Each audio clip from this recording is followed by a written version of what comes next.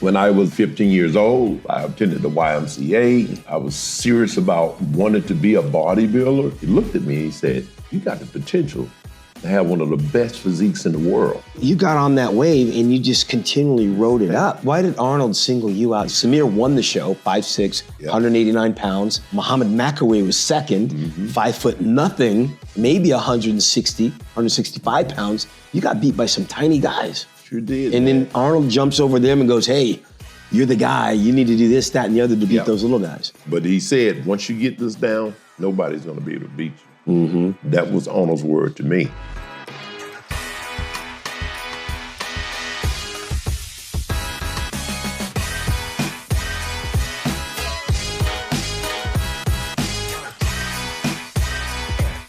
All right, this is the interview we've been waiting for. I don't have to introduce this guy again. You know, teenage national champion, NPC overall winner in 1982, Mr. Universe, third in his first Mr. Olympia, 8 Olympia titles in a row. Years ago, from South Carolina by way of Atlanta, totally awesome, Lee Haney. And you retired at like 31, 32 years old? Yes, you did all that before you were 35? I did it fast, Shawn. My thing was either pee or get off the pot. Yes, and you did a really good job, and you left a lot of big footprints for everyone to follow. You won the teen national championships, I believe it was in 1979. By the way, this is all without notes. This is just me remembering back in the time. I might screw up some dates, you'll correct me, but I believe it was 79 you won the teenage national championships. Right, that took place in Detroit. Yes, which is where I was copying you, because in 84 I was there too, doing the teen nationals. I didn't win that year. I won it the following year in Atlanta, of all places. Right. But when you were in Detroit in 79, the year Frank Zane won his third Olympia title, take us through that process. You're 19 years old, I presume? Yeah, 19 years old, and I had came from a small town really called Whitestone, South Carolina. Okay. And I trained at a gym called Nautilus. Nautilus? It's Nautilus Fitness Center.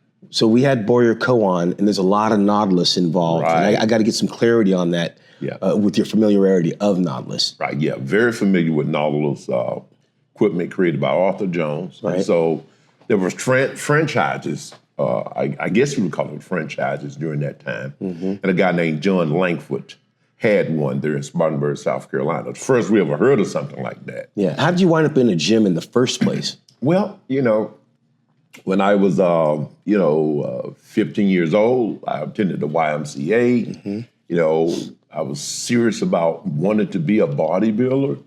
And as a teenager, there wasn't many places to train. I mean, I got that little Charles Atlas set. Like everybody else back in the day. When I was like 11 years old. Yeah. You know, how did you get that? How would you wind up with a Charles Atlas? You know, I asked my parents, for Christmas for a set of weights. Okay. And my mom and dad got them for me. And man, with that came the manual of Charles Atlas, this basic training manual. Okay. And man, I'd use that thing, and then I would, read whatever I could concerning nutrition, training, following programs, trying to follow program. Why? Why were you doing that? Well, it was just something in me. I wanted to be Hercules and Samson, even as a kid. Wow. And so I knew that weight training and lifting weight was one of the ways to do that. And so, man, the magazines, I think it was Muscle Builder at the time.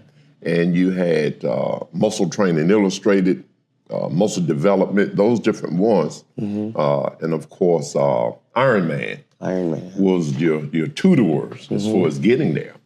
And so it was there that I read about routines created by Robbie Robertson and, Frank Zane, Arnold, Roy Callender, Albert Beckles. I mean, Danny Padilla, just go down the list of these icons in the sport. Right. And I mimic whatever I could with my little plastic set of weights. But then I heard about the opening of that Nautilus Fitness Center, and I went there.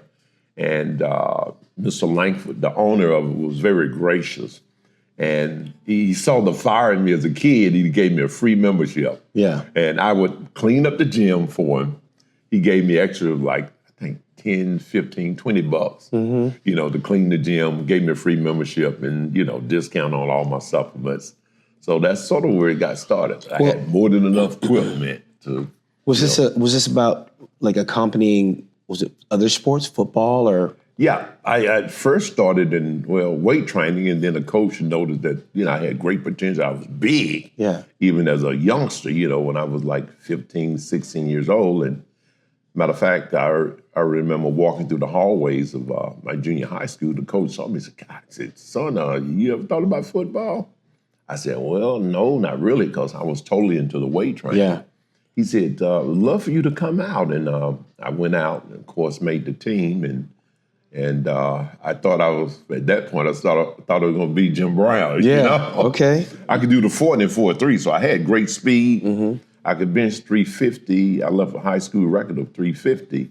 So I love football. Yeah. But the passion for bodybuilding just burned, man. You think it's because you had a little bit more control? I always said I was playing a team sport, so the coach was controlling my ability to play and do the things I wanted to do. But in bodybuilding, I controlled everything. Yeah. I love that part of bodybuilding. I was in charge of that. But one of the things that sort of, I think that you could call it a setback, or when I was in my junior year, I ended up straining a ligament in my right knee. Okay. After the second game. Oh, man, okay. Here we Sidelines. Go. Sidelines after the second game, went in the weight room weighing like 170, came out weighing like 185, close to 190. Yeah. So, oh, man. Self-rehab. Here we go. Yeah. So getting ready for the next season starts, football again, senior year. After the fifth game, I end up breaking my ankle. Wow. Yeah, double whammy. Man, here we go. I'm back in the weight room again. This time I come out weighing 214. Rehab was good. Rehab was good. And so either way, I figured, hey, this bodybuilding thing is working for me. It's football ain't going so well. But I still received a scholarship out of all of my classmates. I was the only one to get a scholarship. Wow. To Livingstone College, to HBCU. Yeah, is that in South Carolina? Salisbury, North Carolina. Okay, so you're leaving home. Yeah, I'm leaving home. And the first 2 weeks there, I was a nose guard. Should have been a running back, but when you come to small schools, you just position wherever they want you. Now, at that time, you're leaving home. You'd already been in the gym. You're familiar with bodybuilding. So we're looking at Frank Zane winning the Olympia around 79. Right. And Arnold coming out of retirement and winning it in 1980. Yeah. Are you looking at the magazines? Are you seeing what's going on? Well, you know what? During that time, it was all about football. But after the second week, it just wasn't in me for football. Yeah. I did great.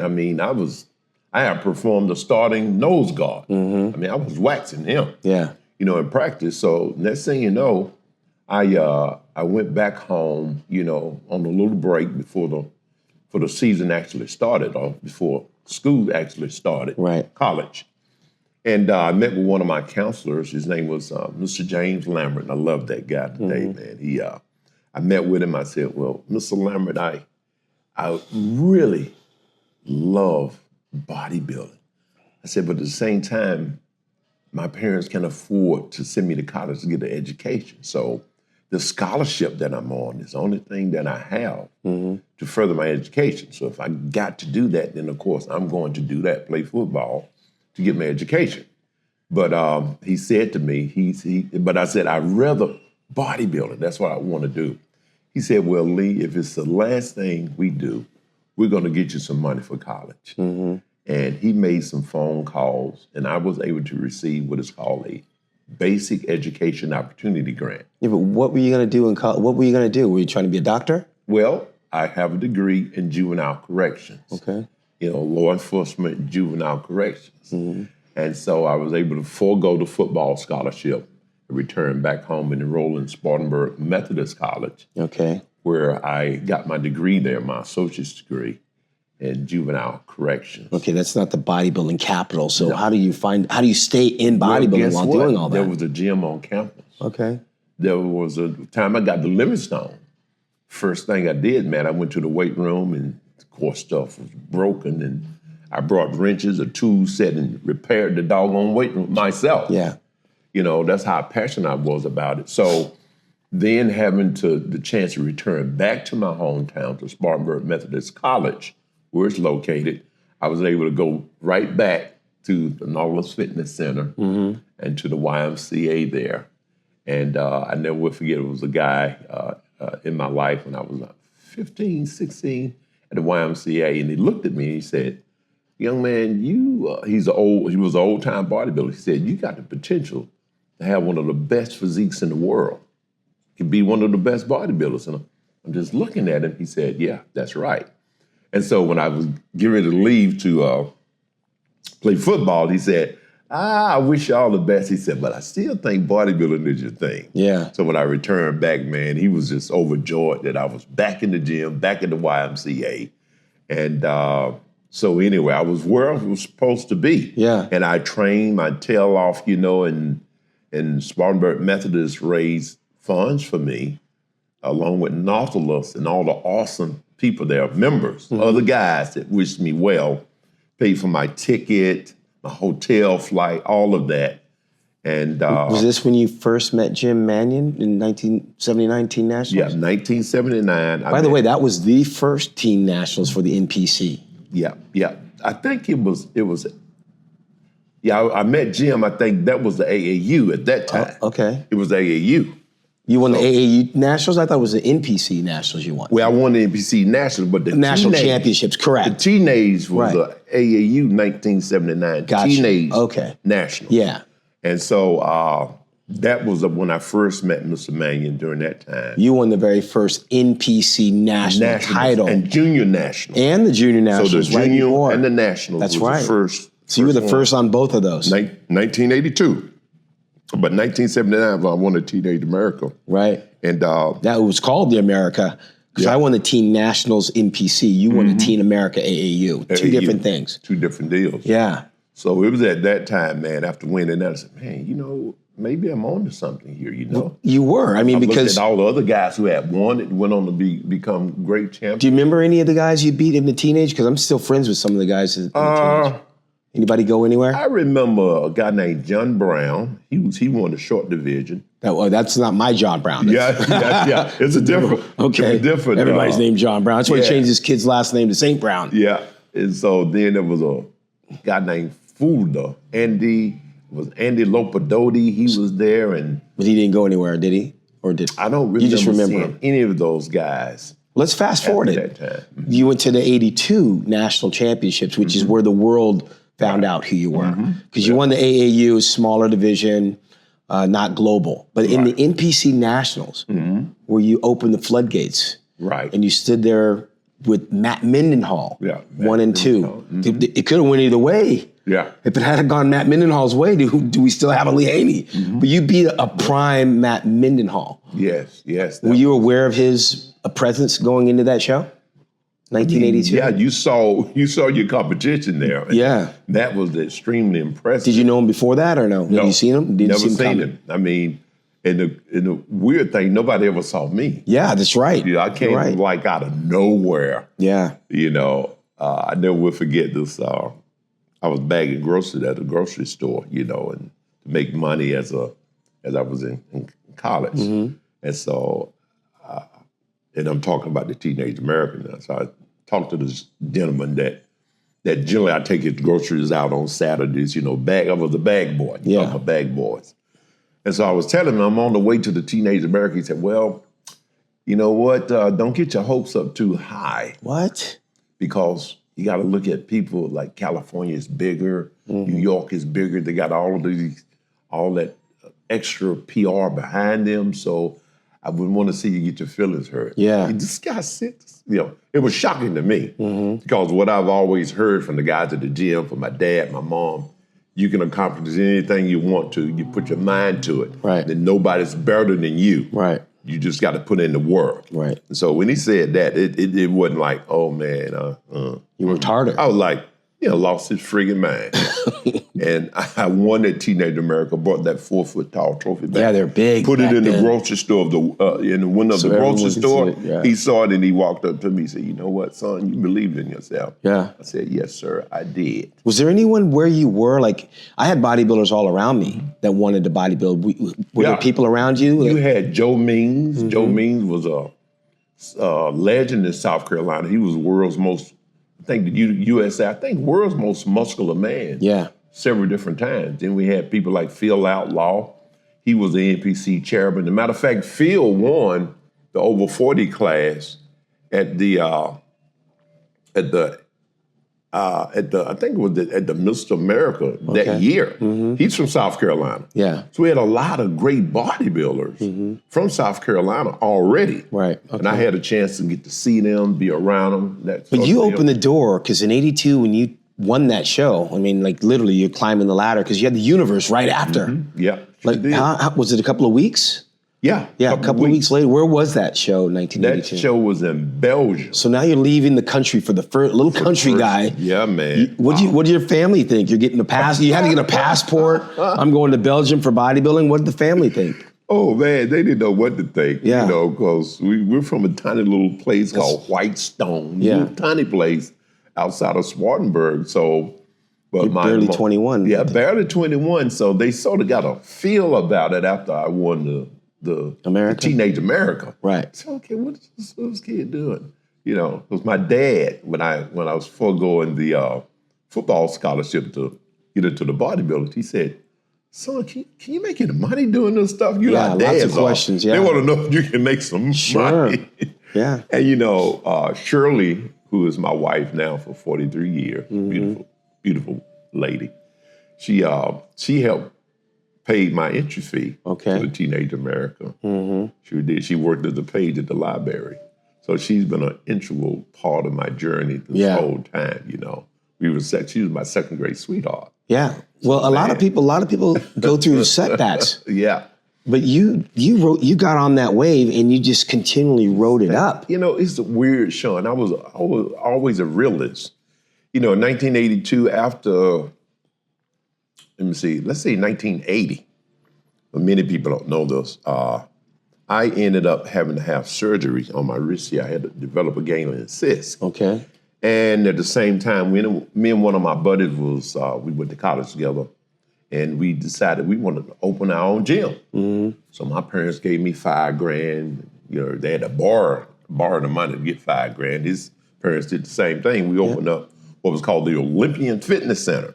Okay. The kicker was, as I was recovering from wrist surgery, I'm sitting there with Shirley and my gym buddies, and we're sitting there building the gym out. And I said to the two of them, I said, in 1982, I will shock the world of bodybuilding.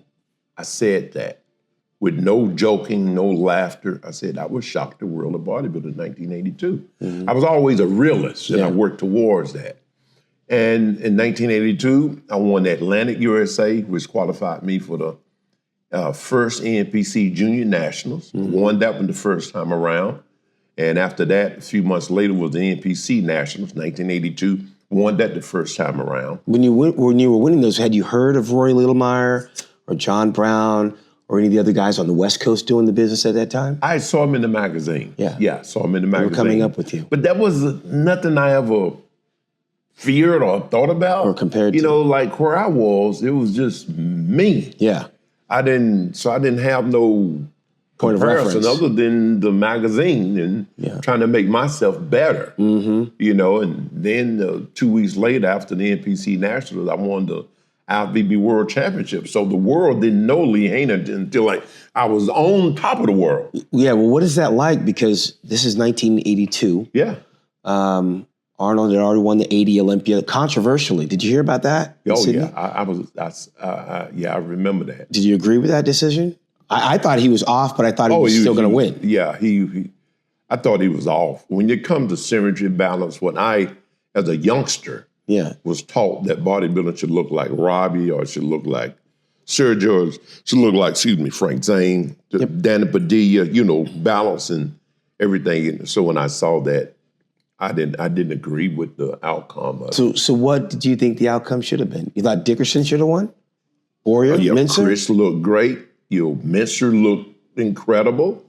It's several guys that I felt could and should have won instead of Arnold because everything wasn't there. Yeah, it wasn't his legs were very lacking. Right. That this upper body, Arnold got so much charisma and so much juice to what he do. Well, he was opposite of you because you didn't come up flamboyantly. Like you came out of nowhere.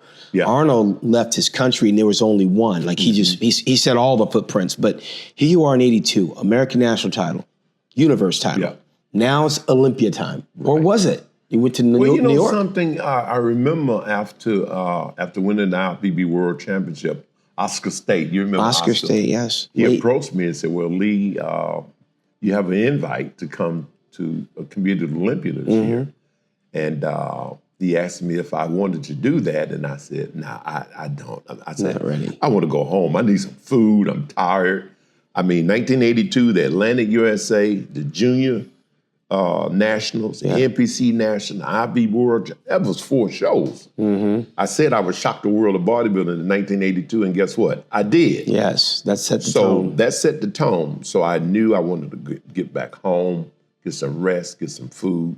I wasn't physically tired. Right. It's just you did what you said. Enough is enough. I did what I said I was going to do, and hey, that's it for now. Were you paying attention to Rachel McClish winning the Miss Olympia in 1982? Yes. The magazines was, everything was so late. Yeah, it was late. You had to wait, 3-4 months? Yeah, at least 3. You had to call Gold's Gym to get World's Gym to find out who did what. Yeah, so the women are doing their thing. Yeah, Rachel McClish and you had Kay Baxter, hello.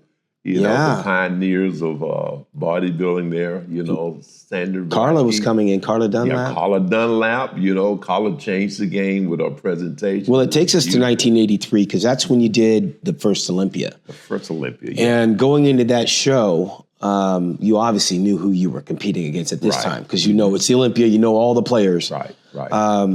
I believe in 82, Samir was in the Olympia in 82, I believe. That's the year Dickerson won it. But going into 83, now you're coming, and there's no one really your height. Was there anybody your height in that 83 Olympia? No, I think the closest must have been Joseph Wilcosh. Yeah. He was the closest, so... you were like almost 6 feet. Yeah, almost 6 feet tall. 5'11" and a half, almost 6 foot. What were you weighing? I weighed, in that Olympia, I weighed 233. But the thing is, 4 weeks before that, I peaked at 243. Yeah, you peaked. You said this before. Yeah. Tell us. Arnold saw me at World's Gym and looked at me and said, Lee, how you looking this good this far out? Yeah. And I just shrugged my shoulder. I was 243 and ripped. I think what Arnold saw was, you're peaking too soon. Yeah. But mine not having the knowledge. Tried harder. I just didn't know what that meant. Yeah. So you kept going hard and hard and hard. And hard. You always say, well, let me do a little bit more of what I'm doing so they can make me even better. Yes. End up losing 10 pounds before the actual show. And so I went back with my notes and everything. I met with Dr. Fred Hatfield. I said, Fred, what happened? Fred looked and said, Lee, you can't train like a horse and eat like a bird. He wasn't eating enough food. I said, I didn't have the knowledge and the experience at that time. Sure. So Arnold saw what was happening. He didn't say it. I think he didn't say it because he didn't want to deter my drive. Yeah, but would you feel like, you're getting advice from Arnold. You come a long way. Yeah. Were you intimidated? Well, no, I didn't know. You're like the student teacher. I was a student teacher kind of a deal. But after that Olympia, the after party, we were in Germany at Albert Busak's gym, the after party. And Arnold came over, and me and Shirley were sitting there. He said, Lee, incredible physique. You look great up there. He said, but your posing routine, you can't stand on stage with these masters with that. When we get back to California, I want to introduce you to my posing coach. Why did Arnold single you out to give you advice? Samir won the show, 5'6", 189 pounds. Muhammad Makawi was second, 5 foot nothing, maybe 165 pounds. You got beat by some tiny guys. Sure did. And then Arnold jumps over them and goes, hey, you're the guy. You need to do this, that, and the other to beat those little guys. I think Arnold, he saw my youth. Yeah. He saw I was a baby, and I was trying with all of my might, you know? Yeah. So his encouragement and I also think he was just testing my ego. Yeah. Because, sometimes when champions speak into the lives of younger athletes, if their egos are such of knowing everything, you don't waste the time. They can't receive nothing. They know, okay, let me see what this kid gonna do. Right. He said, okay, I want you to come to my office, meet me there.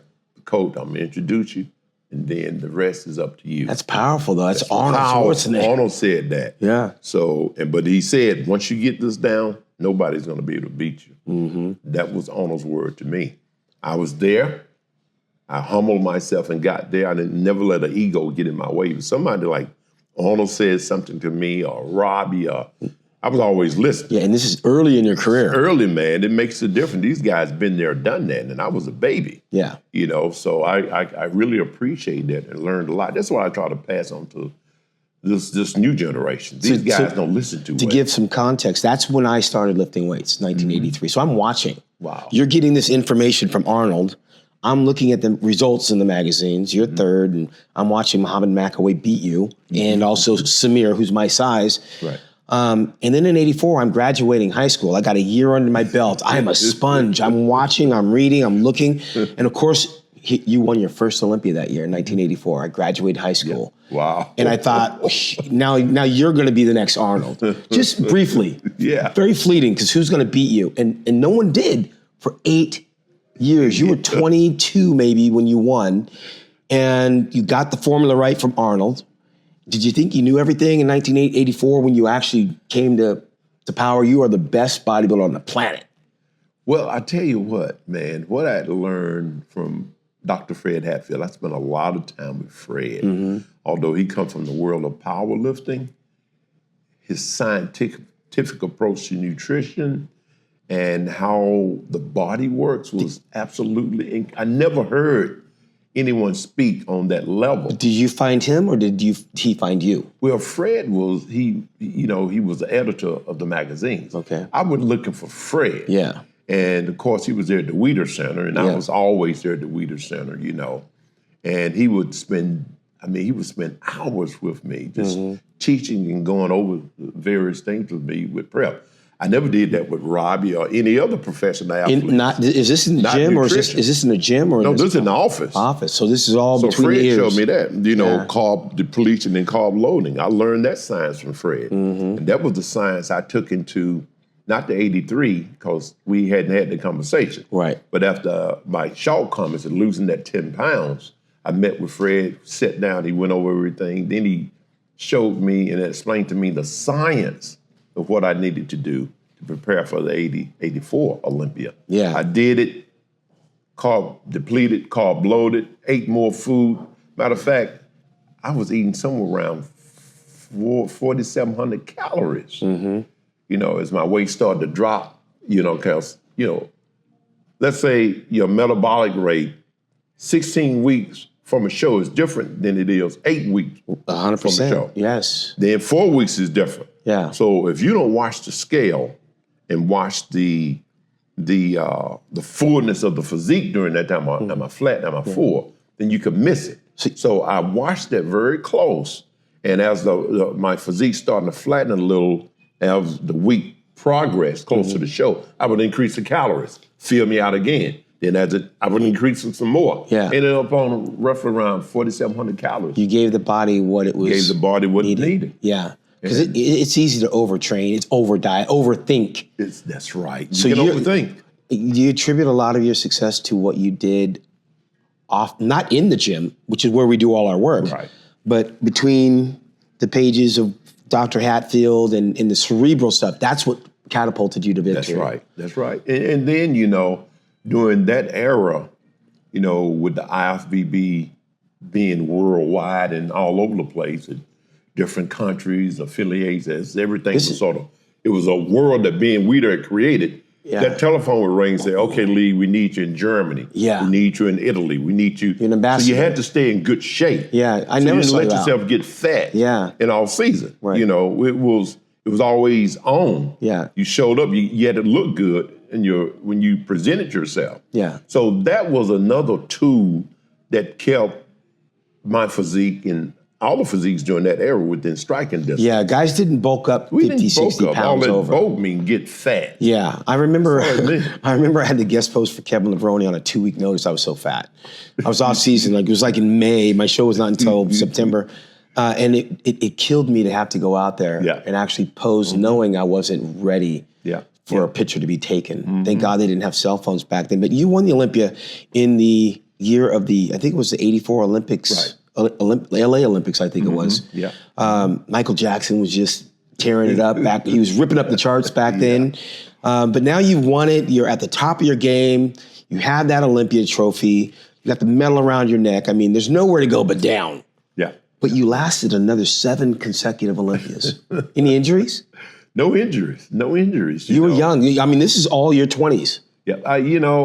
I've always followed the rule of training that was handed down by the legends of the sport. They always talked about the mind and the muscle connection. Always connecting the mind and the muscle, It wasn't about ego training. Yeah. It was about bodybuilding. It was about physique engineering at its best. And one of the people that I watched closest was Robbie. Robbie Robinson. I love Robbie's form. I loved his technique. I wanted to. You had a chance to compete against him, right? Oh, man. They just say I was on the same stage. Yeah. You can't compete against Robbie. Yeah. Robbie is the most beautifully engineered physique I have ever seen, period. Nobody is like Robbie Robinson, period. Sergio was different. He's born with things that you can't explain. You were on stage with him in 86? Sure was, man. New York? Or 85? What year was it? 86? You saying Robbie or Sergio? With Sergio. Sergio, yes. I think it was like 80. 84? I think it was 80. 85. New York. It was 84. Was it 84? Sergio came back in 84. I don't remember. I was young. I heard people say, well, Lee, you can't beat Sergio. Yeah. He's a legend. He's a myth. He was just there doing a guest posing appearance. Did you talk to him? Did you get a chance to? I got a chance to shake his hand and talk to him. And yes, it was quite an honor to be in his presence. So, man, that was just a golden era. But the science of understanding how the body works, learning how to peak, how to eat, after winning that first Olympia, okay, I got this formula. And once you get the formula, you can tweak it and sort of make it better. But then in your head, okay, how do I get beyond where I am now? That's a struggle. Yeah. That's where overtraining can happen. And I found myself starting to do that. Did you find any other struggles, publicity struggles, racial struggles, economic struggles? I had conversations with Joe. Of course, I was on the cover, but not a lot. Were you on the cover? Not as much as you should have been. So we had conversations about that. What do you attribute it to? You're the number one bodybuilder on the planet. Well, I attribute it to America. But you didn't, did you move? Joe was a businessman. You moved to California. Yeah, I moved to California. And California I love the training, the atmosphere as far as that, but that's not home. It wasn't home. I love family and that sort of deal. So me and Shirley wanted to be close to our family, and once we started a family, we wanted them to know who Grandma and Grandpa. Yeah. So you never planted roots. You didn't buy a house or a condo. No, I never did that. But were you going back and forth to Georgia the whole time, or were you going to South Carolina? I was headed to South Carolina every so often. Yeah. Not too often, because it was expensive. Most of the time I was flying, I was all over the world. Me and Shirley when we were in California, we were sort of never in California. But she worked for Weider. Joe gave her a job. Sure did. What the heck? That lasted. What? That didn't last too long. Yeah, because her job was feeding you. It was feeding me, and then we started our mail order business from home, and so she, we created our own deal, and we appreciate what Joe did. He gave us a place in the magazine where we can showcase workout courses and T-shirts and Yeah. all of those kinds of things. So What was he telling you? I mean, you're Mr. Olympia. If you're my Mr. Olympia, there's things I need you to do for my company to build the brand. Did he take you under the wing and say, look, Lee, here's how we want to do this? Like, now you're my guy. I want to promote you. I want to do whatever. What did he say to you? Well, it was really just magazine shoots and some of the products, that Joe had, I endorsed, and one of the coolest things about Joe, I spent a lot of time with him in his office posing and, okay, Lee, you got to tighten the waist, you got to do this. He helped me a lot with that. We would often go to lunch, So he was a very positive force in my life, When I first had the opportunity to come to California, because Bill Reynolds flew me out. Yes, Joe he was the Bill editor to bring me out, right? Flex magazine. To meet with Joe, and Joe asked me if I would like the opportunity to come out to California, and he'll put me under contract. And man, listen, that's a dream come true. Wow, who wouldn't want that? That's the end game. How much was that first contract, by the way? You're Mr. Olympia in 1984. Joe says, here you are. It wasn't a whole lot. But I want to know the number. I can't give you the number. Give me the number. Mine was $1,000, Lee. 4 years later, you're four-time Mr. Olympia. I got $1,000 a month. No, I got $1,000 a month. You were definitely making more than me, but that $1,000 was enough for me to bodybuild. That's exactly right. I want to know the number. Mine was around $800.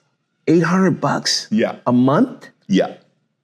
Well, how do you wind up at that number? I mean, he did fly you out and he put you up. Well, and your wife was working. He gave me ads in the magazine. Oh yeah, that was more valuable. Joe didn't just throw money at you. No, but those ads were expensive. He wanted you to work. Yeah. He wanted you to work. Yeah. And be entrepreneurial. Right. I'll give you a chance. I'll give you just enough. And then the other thing, he gave Shirley a job at the Weeder Center. Yeah, that's he said, valuable. I never will forget, he said, Lee, he said, it's important for a young man to have stability. He said, do you have a girl that you're crazy about? I said, yes, sir, I do. Mm-hmm. He said, well, it's good for you to bring her with you to keep you stable. That was like father wisdom. Yeah. He said, I'll give her a job at the Weeder Center and, you guys will be taken care of financially there and so forth. Give you ads in the magazine so you can create your own products and different things, that you can sell. And that worked out well. And then, the phone was ringing. Lee, I would like for you to come to Germany. I want you to come to wherever, Italy, and, doors are opening. The doors were opening, so financially we did well. Now, I do remember a time in which I had to do some, I have a degree in juvenile corrections, where I thought I was going to have to I was looking for a position there at the correction facility for juveniles. As Mr. Olympia? That's right when you were becoming, okay. That was before. Right. Because we moved out there in 1983. Okay. Mm-hmm. And so anyway, I never had to do that because the phone started ringing for guest appearances, but Joe gave me an opportunity. That's the deal. Just give me an opportunity. You don't have to throw a bunch of money at me. Sometimes, when you're hungry, you're going to work a little harder. Yeah, no question. You got a wife to take care of too. So, in 84, man, those floodgates came open after that. Well, it started in 84 as you being the king of bodybuilding. No one would have anticipated that you were going to reign for 8 years because we just hadn't seen it since Arnold. But it did, and it went fast. You created a family as Mr. Olympia. You got kids. You walk away from the stage. Roughly, was it 31 or were you turning 32? 31. You're 31 years old, and the story is well documented. I know your history. 1991, we are in Orlando, Florida, and the Shadow's coming over to America to begin his reign of terror for the next 6 years. Dorian Yates, and he said it would take a Titan to beat a Titan. You had to see him coming. You had to know that Dorian Yates was coming to the Mr. Olympia in 91, and you were going to have to deal with him because he's the only guy at that time that you could look shoulder to shoulder, eyeball to eyeball. Mm-hmm. And he was known for his back. And you were killing us all on the back width and your height. And now you're going to have someone to stand next to. Take us to Orlando, Florida in 1991, your final Olympia, and what happened after you won. Well, 1991. Because we are coming off the 1990 That's right. drug-tested Chicago Olympia, which you won. It was uncontested, although Labrada said he beat you, I think, in 1 or 2 rounds. He was second, I was third. Yeah. But 90, considerably, most of the bodybuilders were down in size. Right. You were not at your best. I wasn't at my best. Labrada wasn't. Nobody was at their best in 1990. But 91, the gloves were off, and Dorian Yates is coming after he wins, actually after he got second to Mohammed bin Aziza at the New York Night of Champions in 1990. All eyes on Chicago. Lee Haney's tying Arnold's record of 7 consecutive Olympias. And now we're going to move into Florida. It's Orlando. All bets are off. You're coming in at I would think was probably your all-time best at the end of your career. No one thought it was the end of your career. I don't even think you did going into 1991. Take us back to Orlando. Well, I tell you what, that year and training for that year, I don't know, for me, it was going to be the last set, best set. Me and Shirley had talked about it. Last set, best set. Last set, best set, man. We had talked about it. And because number 7, I wanted to, okay, that's... You were done. Man, I was hurt. Yeah. I mean, physically in pain after that show. Yeah. You're like everything, the whole body, like, what's happening? You know. Overtrained, overdieted. Overtrained, overdiet. Sure. Overcompensating. You know, 7 years, man. Yeah. You know. So anyway, I had a conversation with Shirley. I said, baby, you know, 7th Olympia. I said, that's a record in itself, 7 in a row. And I said, you know, what do you think? That I should call it quits after that? And she, you know, Shirley's an athlete. Total job, I'm telling you. See, because we were in the high school, man. She was the president of the sports club. I was the vice president. Right. Go figure. She played track and field, basketball, volleyball, name it, she did it. So she's like, that's Shirley. Yeah. Still Shirley. So she looks at me and said, well, what are you talking about? You gotta do 8. What's the matter with you? Like I insulted her. Yeah. Like, what's the matter? You know, am I out of my mind or what? Did you feel any heat, pressure in 1990? Commentary that you were down in size, that Labrada might have been the guy? I mean, this seemed like a really weird period in 1990. That was the year I'd won the Arnold and I failed the drug test, came back, passed the drug test, got 3rd. Labrada was just cocksure that he was going to beat you that year, and you weren't at your best. Did you feel? I felt if I wasn't at my best, still not at my best, was better than. We're back to 1980 with Arnold. Better than them guys. But this is what I'm saying about Arnold. Yeah.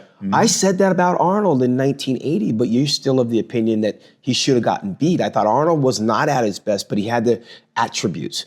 I don't think you were at your best, but you still had the attributes, and you had to go with the guy that still had everything. Yeah, I wasn't lacking. No. Just I wasn't as sharp. Volume. You know. But so, no one was. Exactly, no one was.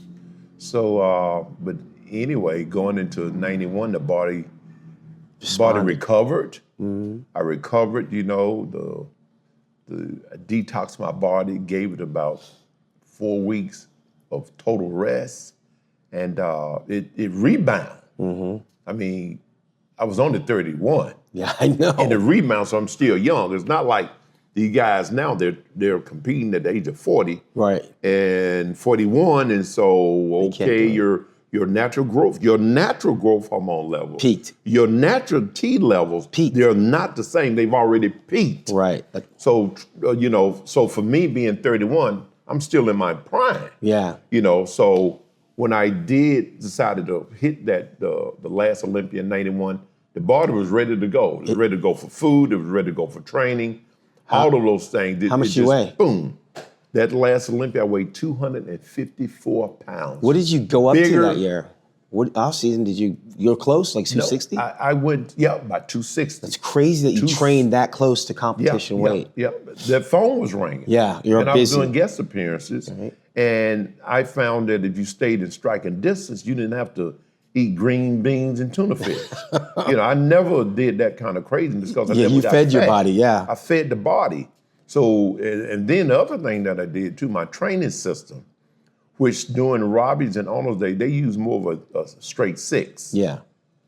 I use a 3-on-off 1. Okay. Gave me that extra day of recovery. Yeah. And by doing that, I stayed full, my body stayed refreshed, joints didn't hurt, any of that. So now previously, the last 5 weeks, I would go from the 3-on-off 1 to a straight 6. Yeah. Mistake.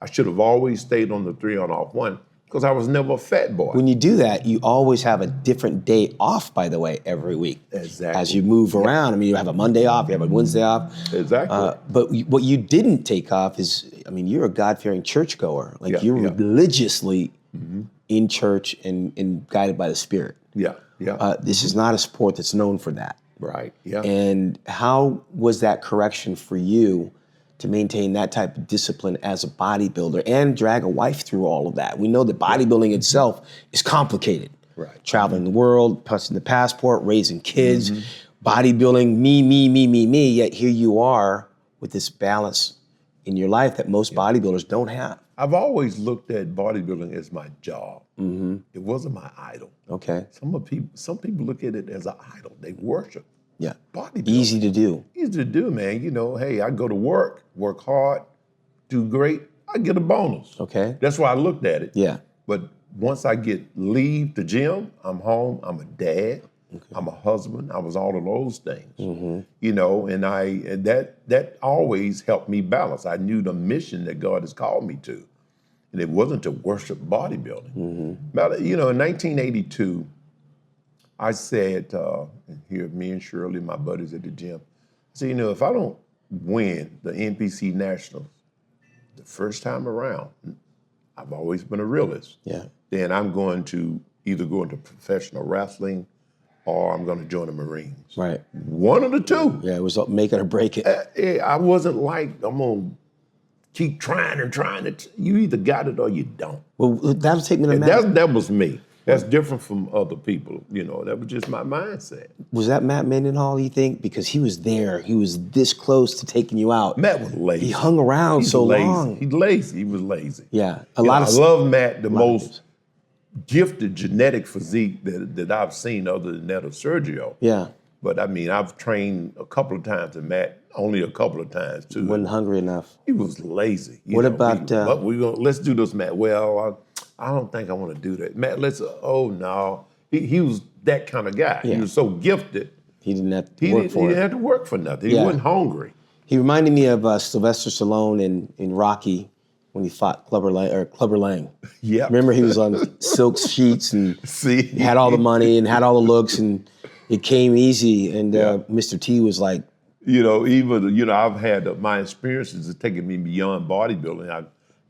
Everyone I think is familiar that I trained Evander Holyfield. Yeah, heavyweight champion of the world. Take it from cruiserweight to heavyweight to win the world crown in professional boxing. Yeah. But what Evander would do, he would leave his home, which had a beautiful boxing gym, nice and clean, Georgia. We would go to this place in Houston where you saw this boxing ring here had the old fan, slow fan moving in the window. Hot and humid. It was hot and humid. You saw blood all over the mat where people spit, crapped on themselves, dust everywhere. Yeah. That's where we trained. Sounds like Ronnie Coleman's Metroflex gym.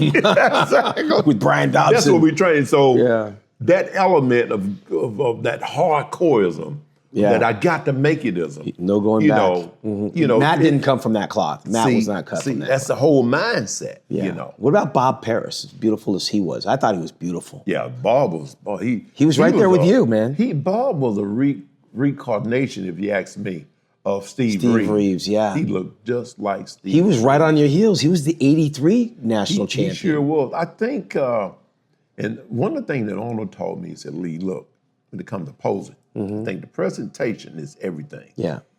He said, Lee, you got to be aggressive. You got to take up the whole stage. You got to swing. You got to move and be big. Yeah. When you pose, you can't be soft. Yeah. Not a big guy. You know what I'm saying? Lee could be soft. He had to be. He couldn't out-muscle me. Right. So in your presentation, you have to communicate who you are. Sure. Notice my music was too. Excalibur. Yeah, the music. Excalibur, King Arthur, riding through, conquering. Yeah. My posing routine had to be conquering, big, hard poses. Yeah, you found it. Yeah, exactly. So the lights was flashing. I could see look at the video, lights going crazy with people taking pictures and going. Those pictures were great you feedback, got the spears of the people that, You saw the flash and bulbs. that was Arnold was talking about. You got to be that. That's what helped him win that Olympia. That people like. Well, I don't know if he should have won it, but he won you over. Man, when he got out there, man, he mesmerized. Yeah. If there was a weakness, you didn't see it. John Brown once said, he said, it's not what you do, it's how you make them feel. See. Because they're led by emotion. If you can move the crowd and move the judges, you can attract their eye. That's the key right there. Yeah. I want to ask you a question I never asked. Why did you always wear red? It seems like every year you wore the same color. Yeah. I don't remember. Did you wear anything else? No, it was always red. Why red? I mean, there's so many colors. That was it matched my skin tone. Yeah. I have some Cherokee in me, Native American. My grandma, both my grandmothers. Yeah. One is Cherokee, the other one is Blackfoot, Native Americans. I mean, is this something conscious that you did? My skin. When you picked out the red, are you conscious? Are you you're always saying red because my... Yeah, because my skin tone had a reddish tone to it. What I used to do, I would pick out a color for prejudging, and then I'd pick out a color for finals. Because I knew when the magazines would come out, I can tell what I look like at prejudging as opposed to the finals. Because they take the prejudging shots and the final shot. So I would do that consciously. I always wore different colors. Yeah. So I would know what year. If I see the color, I know what year. 91, I was wearing purple. Oh, okay. In 1988, my first year, I wore yellow. I just did that. You was more methodic. I did that. But when you were coming up posing, was Arnold the guy that you were watching pose? Or Muhammad McAway? It was Arnold, because he was big like me. Yeah. I can't look at McAway. He's not tiny. Like me. I'm like Arnold. Yeah. I'm like Robin. I'm like Roy Callender. Right. I got to do big poses because I'm a big guy. What about your training partner, Gaspari? What were those Gaspari years like? Rich was Rich the Itch, you named him. He was a little fat kid when I met him in California. You call him Rich the Itch. Oh, man, but he was very intense. Yeah. Strong? He was very strong. Yeah. Very intense, very strong.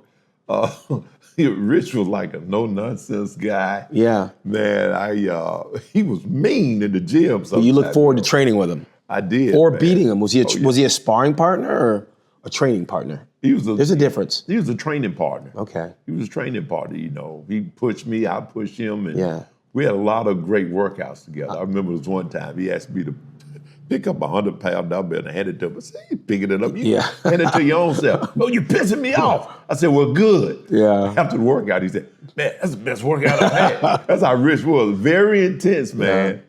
I always. Did you train with anyone else? I know you had Superman and Rope Man, but in the bodybuilding industry, like Gaspari, did you train with any other pros? No. Vince Taylor or anybody like that? They never came to the animal kingdom. You had a gym for a while. Yeah, sure did. Had the animal How was that? kingdom. That was awesome, man. It was the same as getting ready for the NPC. Was it during the Olympia years, or when you were Olympia title holder? Or after? Yeah, I opened it in 1987. Okay. 1987, we had Bruce Springsteen, the Balls Train there. Wow. Hulk Hogan and Tiny Lester shot the movie. Tiny Lester's Debo. Yep, Debo. Debo. He shot the scene from No Holds Barred, the fight scene inside an Animal Kingdom. Okay. Animal Kingdom was zebra stripe, the whole outside of the building. I actually never went there. We saw it on television. Yeah. You had your workout show back then. What was that called? Remember what that was? Lee Haney's championship workout. Yeah, man. We came up right behind you with the Flex magazine workout. Those are some good years because a lot of people were in Atlanta, Chocolate City. Everybody, man. Atlanta is the place. But you retired right before the Olympia got there in 93. Yeah, sure you retired in 91. What did you think? I saw you there. Right. What did you think about the Olympia coming to your backyard in 93? Man, it was awesome. And the cool thing about it, Atlanta welcomed me. Yeah. Mayor Maynard Jackson. He was great, man. He would pick up the telephone, call me directly, and I guess when I trained Evander, I was honored for doing that, and me and Evander's in a parade together with the mayor. And Atlanta embraced you. Atlanta embraced me. Even though you're from South Carolina, you made your bones out there. Yeah. I recall when the Animal Kingdom, we were getting ready to move out of Atlanta. Yeah.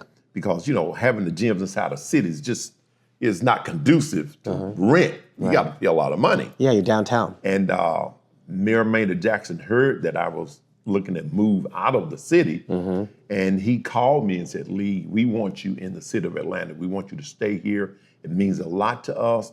So whatever it takes to keep you here, we're going to make it happen. Yeah. And I told her, I said, well, man, I don't want to get caught in no politics. He said, it won't be no politics. If you know Maynard, if you watch the movie Eyes on the Prize. I haven't seen that. Oh, you got to see it. You got to see it. He's a groundbreaker, unique. In the movie, he said, listen, if minorities don't get an opportunity at business at this airport, it won't be an airport. Yeah. He said what he meant and meant what he said. So he was always groundbreaking, creating opportunities for those who hadn't had them before. Yeah. And so anyway, he called and he put someone in charge, great brother, I'm still in touch with him now, named Earl Peace. Put Earl in charge of finding the money, finding the location, all of that. I didn't have to do any hard work. He said, Lee, it won't be no politics, and it wasn't. Wow. So that ended up being a wellness center for City of Atlanta employees, as well as open to the general public. So that became Lee Haney's world-class fitness center with Animal Kingdom feature inside of it. Yeah. Well, one of the things that struck me when I walked in your house, besides the 8 Sandow trophies, all that brass. Is it brass? Iron? What are they made of? Those little Bronze. Bronze. Yeah. Was you're sitting there with Bill Clinton, I think it was, on the President's Physical Fitness Council? Yeah. Tell me about that. Well, a good friend of mine. It was Bill Clinton. It was. Yeah. It was President Bill Clinton, Senator Max Cleveland. He was one of the world Secretary of State, but he would come to my office, to the gym. He's a paraplegic, a Vietnam War veteran. And so anyway, he would come, we would talk, and oftentimes, and so when Flojo passed, Well, yeah, 1984. position for chairman to the President's Council became open. Yeah. And so I shared with Senator Cleveland, he was then became from Secretary of State to Senator, that I would love to chair that position if possible. So he walked my papers. He said, Lee, I walked your papers directly to the President, and we'll see what happens. Was Flojo before you? She was before me. Okay, she's the Olympic gold passed while medalist. she was in office. Oh, yeah, okay. Well, she won in 84. She didn't Yeah. pass in 84, but yeah, world's fastest woman. And did you get to the White House? Oh, yes. I was appointed to chairman to the President's Council under President Bill Clinton. That was That'd quite be an honor, huge. something that Arnold had already done also. Arnold opened that door. So I had a great time, man, traveling, speaking at universities, high schools, promoting health, fitness, and wellness amongst our nation and working with the Department of Health and Human Services. You were born in 59 or 60? 59. 59, because John Brown, I interviewed him, my mentor. Yes, I think he thinks you're older than him. Love John. He thinks you're older than him. John was born when? Yeah, he's 10 years older than me, so he's like 55, I think it is. Oh, I'm okay. at 65. But I love John. we're man. West Coast guys, man. We don't know what that deep South is like, right? So you come up in 59, you're born. You're coming into bodybuilding. You aware of all the things that were happening in the South, civil rights and all of that stuff? Because we just came out of Black History Month. Martin Luther King is down there in Georgia. Did you get that education coming up? Oh, yes, very much so. When you're there in the South, particularly Georgia, you're a part of that whole deal, Matter of fact, I recall there was a place in which there was a march for sight. Forsyth County. Forsyth I County. saw that on Oprah Winfrey once. Yeah, it was. It didn't look like a friendly place to be. And we had Hosea Williams, Okay. who was one of the civil rights leaders, along with Dr. King and the Honorable Jesse Jackson, who just recently passed, and Dr. Abernathy. All of these awesome men I knew. That's crazy. And so I was in a march with Reverend Hosea Williams in Forsyth. You're marching for civil rights? You're trying to desegregate Forsyth? Because I think it was like it was one of them sundown cities you don't go to a town. I think Oprah Winfrey went there to do a show, and I thought, I'm not going there. And man, as we marched, and it was amazing. You saw little kids dressed in their Klan outfits. Straight racist, huh? Yeah, it's taught. Yeah, it's taught. But, It's I learned. went back probably 10 to 12 years later to speak at a high school to some kids there, Yeah. and they don't recollect any of that Yeah, so happening. they got that out of there. It changed so much. Yeah. Hate can never survive. Right. Hate is always quelled and put down by love. Right. And by people with good intentions. Mm-hmm. When I went there, it was just multiracial. Everybody was living their best life and enjoying their existence. Yeah, well, we're here in Columbus, Ohio, 37 years, I think, for the Arnold Classic. You've already received, I think, the Lifetime Achievement Award here by Arnold. So you remember what year that was?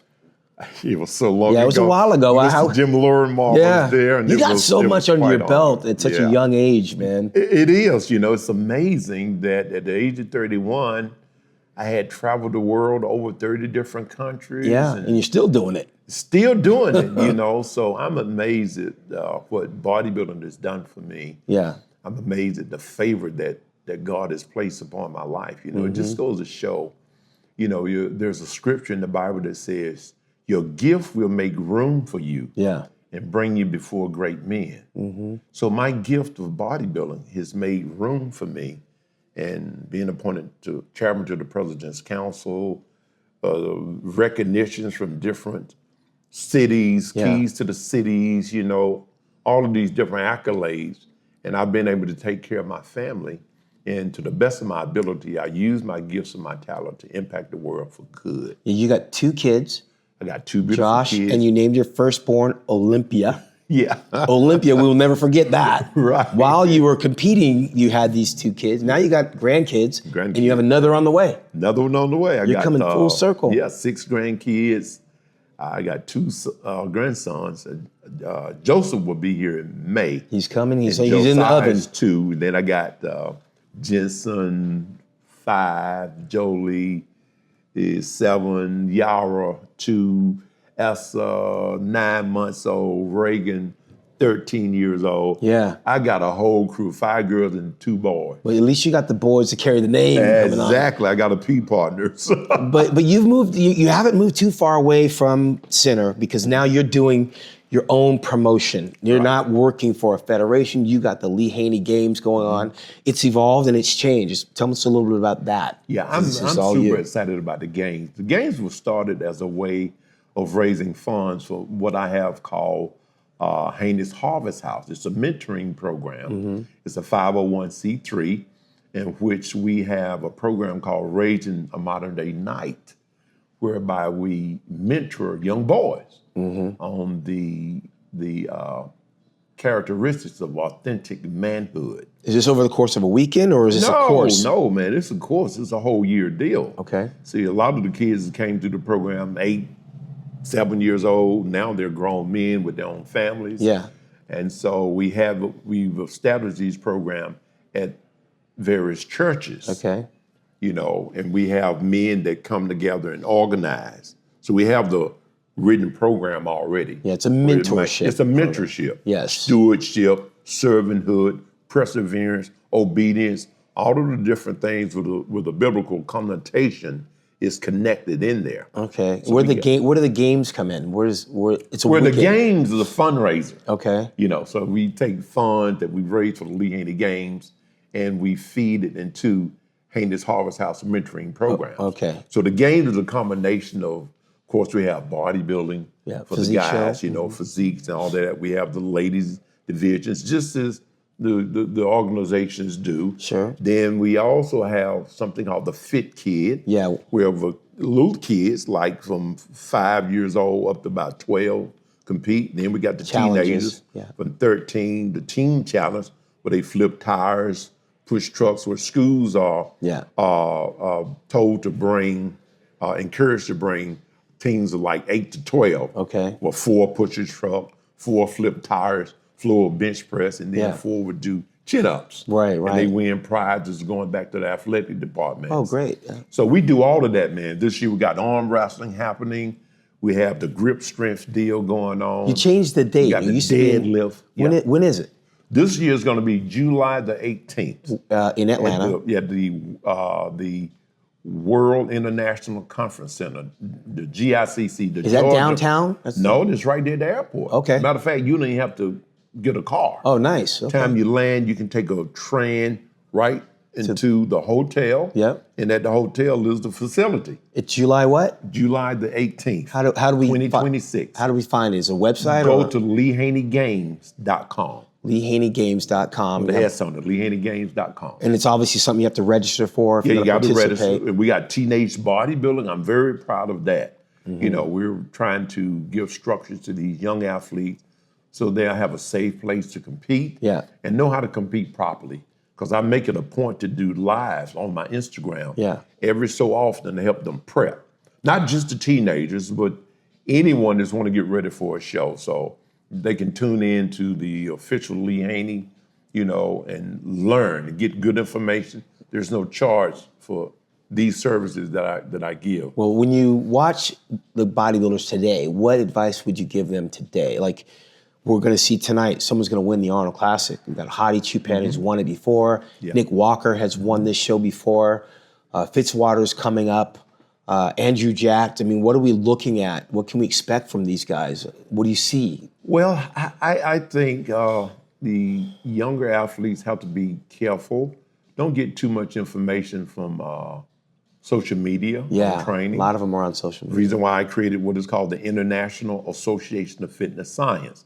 It's a certification organization. You want to become certified to become a personal trainer, or you just want information on the different training systems, things that's going to keep you healthy, keep you from not getting injured. All of these things I talk about and I teach. Matter of fact, we have workshops that we do. And for anybody out there wanting to workshop at your gym or your particular area, just go to LeeHaney.com and reach out, and we can make one happen there.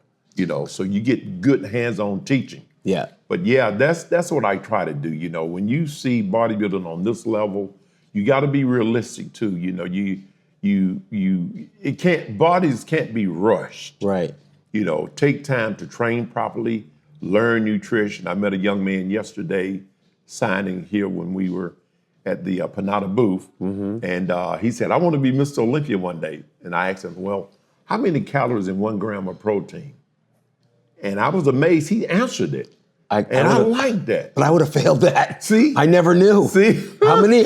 See? What's the answer? Nutrition is 4 calories in 1 gram of protein. Okay. 4 calories in 1 gram of carb, 9 calories in every 1 gram of fat. That's all Chinese. So nutrition is always the foundation of being successful in bodybuilding. That's why you won 8 and I never won. I was a scientist, man. Yeah, you know your stuff. Tell you, Risk Aspire was a mad scientist. Well, my mentor ate hot dogs. Right? He drank I heard Kool-Aid. John say that. Yeah, I mean, John was different, you know. He was a slender type of guy, so fast he could get away metabolism. with that. You had a good run. Mike Christian was like looking you eyeball to eyeball. What do you think about Mike? The 1980 the warrior, 84 national champ, right behind you. Look, man, Mike was my babysitter when I first moved to California. Such a personality. He showed me where the gyms were. Yeah. He took me to the health food stores. Yeah. He did all of that. He had a great back too. His back was good. Mike looked His twisting great. back shot. Oh, can't get better than that. Yeah. Man, I'm telling you. And Mike was always in great shape. You never saw him fat. Yeah. And Mike he didn't do aerobics either. Yeah. He didn't do aerobics. He did not. He Neither was did John always Brown. within striking distance. I never saw Mike fat. Yeah, you had thin skin, veins everywhere. What did you think after your successor, Dorian Yates, came along?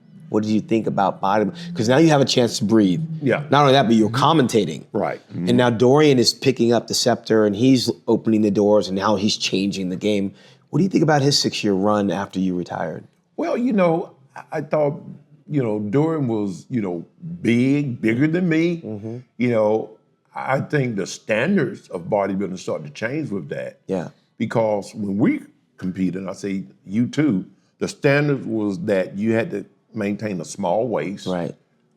great muscle separation, presentation. All of that was important. Yeah. You know, you just couldn't be big. Right. It had to fit. That was during your era. That was during my era. So it changed after that. It changed. It didn't change because of the athlete. It Yeah. changed because of the eye of the judge. Right. You see. Yeah, they wanted Because- bigger, supersized. Yeah, and you know, and during our era, you had judges from around the world because the IFBB was the voice. You had Germany, you had Holland, you had, you had Spain, you had Australia. A lot of inclusion. Yeah, you had Saudi Arabia, you Yeah. had Singapore. You had the best of the best judges. Judges, right. That headed up various federations. And they made The decision. the decision. Yeah. And determine what the standard would look like. And that changed. That changed. Yeah. When there was a separation, with the NPC, the IFBB Pro League, and the IFBB World League. The judges became less international. Less international. Yeah. So the opinions became less international. Correct. So can you truly call what we're doing today a world sport when you don't have world judges? Right. You need that representation. You need diversity. You need that when it comes to these various judges. We don't have that. What did you think of the Phil Heath era? He won 7 of those. Listen, man, Phil, it was incredible the way he was able to restructure his body. Yeah. Phil wasn't born with broad shoulders, but through physique engineering at his best. Yeah. And he never got injured. No, he did not. That's what he got injured in the end. He had a hernia. Oh, yeah. Stomach. And that's something that just happens. Yeah. Sometimes that's just genetic. Yeah. But he never tore quads injured his shoulders or hurt his back. Very smart training. Honey Rambar. Yeah, Haney. Honey, he's more from an old school training tactics. Yeah. And Honey did an incredible job with him, and he did with Hottie. What about, he also worked with Ronnie Coleman. Right. Now, briefly, I'm not sure how long, but that was a different era too. Ronnie was different. Ronnie came from powerlifting. Yeah. His whole mindset was always power, power, power. Yeah. So when it comes to power and bodybuilding, it's two different worlds. Yeah. Because in he changed the game. Yeah, but what I'm saying here, to avoid injury, you can't power all of the different movements that it takes to create a physique. Right, you break it down. You break it down. It don't work. You look at Robbie now, right at 80, not injured. No, he's still training. Still training because you can only give but so much stress to your frontal depth, your lateral depth, your rear depth, your trapezius. Well, we know injury and powerlifting are synonymous. It's synonymous, man. It never ends well. But were you watching what Ronnie was doing, closing in on your record? I Scary, right? Watching. Wow. But and again, the standard has changed. Yeah. Ronnie was Ronnie. Everything was big with Ronnie. Yeah. I gained 11 pounds from 1984 to 1990. Only 11 pounds. Yeah. By doing 20 pounds heavier that's a whole different kind of a deal. I think Ronnie was 287 at his peak. Exactly. On the stage at the Olympia. Yeah. I remember when Ronnie was 240. Yeah. So everything changed because, and again, it's in the eye of the judges. Yeah. What they allow is what bodybuilding imitates. So are we at a place now where that's something, if you were that 19-year-old, 17-year-old, that you would want to do when you see it? I would want to do it when I saw because you saw C-Bomb. C-Bomb had the classic classic physique division is where that's where you want to be. Yeah, I would want to remain because very popular.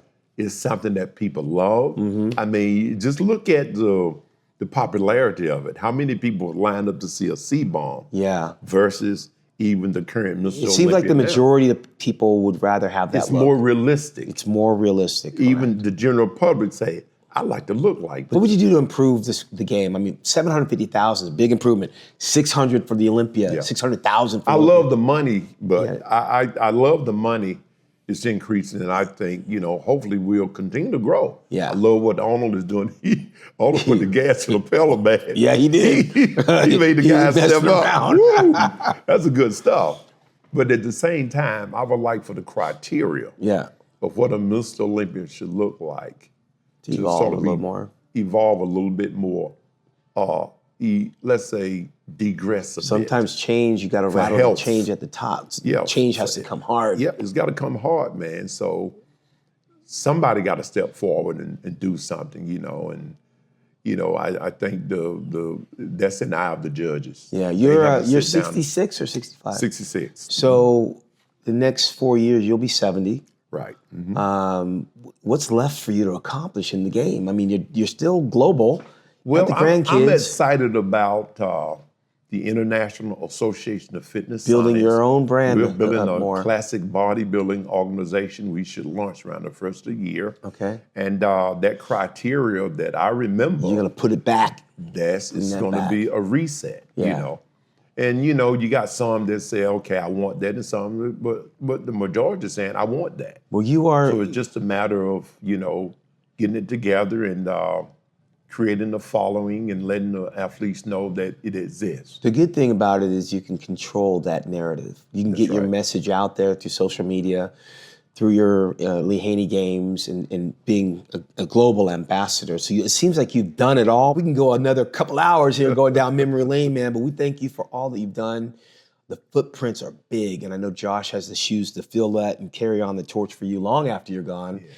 And you planted your seed, and Shirley, she's the salt of the earth. I'm sure without her, there's no you. Oh, there's no me, man. But on behalf of all the millions of fans out there, we appreciate all that you've done. The greatest of all time, 8-time Mr. Olympia, Lee Haney, teenage national champion, Mr. Universe, national champion. You've done it all. President, counsel, promoter, entrepreneur, real estate mogul, greedy little Mr. Olympia Sandow, trophy hogging, Lee Haney. We appreciate all that you do, my man. All the stuff. Thank you. All right, for Lee Haney, Shawn Ray, for Where Are They Now?